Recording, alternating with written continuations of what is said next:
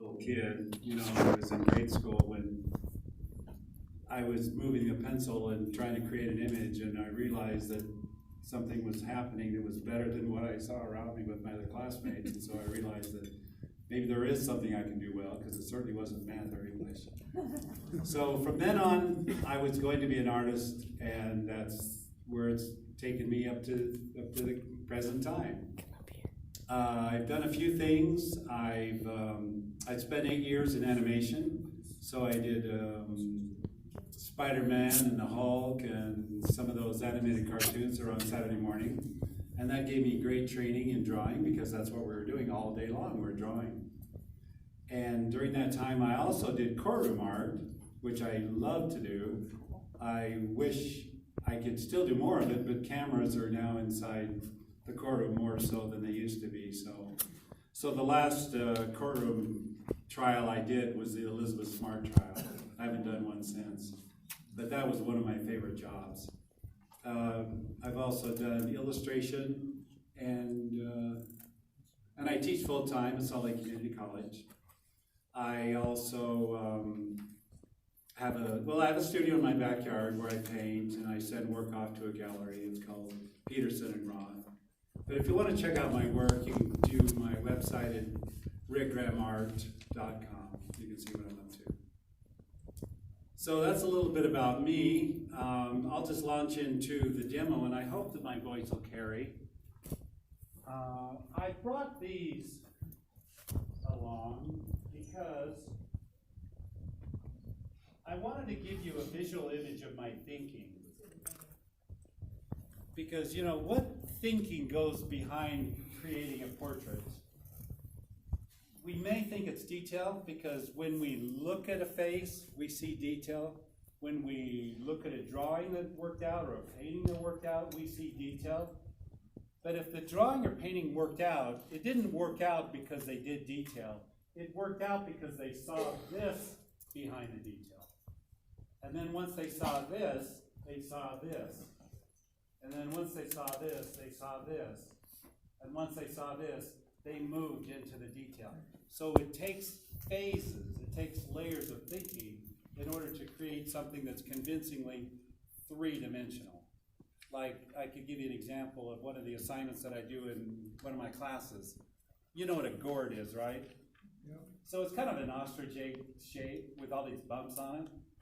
Well, I spray paint these gourds with white paint, and then I set them out for the students to draw, and or actually I have them paint. And what I school them on, oh, is there a mic? Well, how do we do it? There's no clip on there. No clip. Maybe wrap it around your button. Pocket.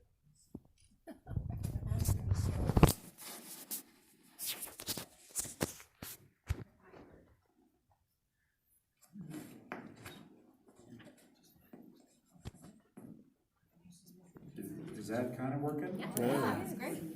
And then, Just put that on. does that take? Sweet. Is that better? Yeah. Yeah. So back to the gourd. So here's this ostrich egg looking thing with a bunch of bumps on it, and I tell them, don't do the bumps yet. You've got a solid form underneath those bumps. Create that solid form.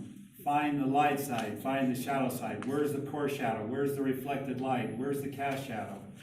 Where's the highlight? Where's the halftone? Get it working as a solid form first. Then, when it's working on that level, add the bumps. Okay? Same thing with the head. Get it working on this level before the detail comes in. Now, inevitably, what will happen is I've given this instruction to the class, but then somebody will show up late and didn't get the instruction, and they'll sit down and paint the gourd, and guess what?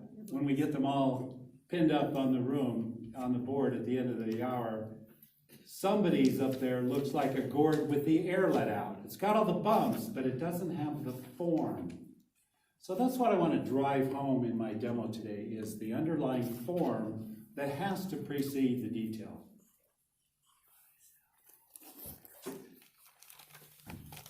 Okay.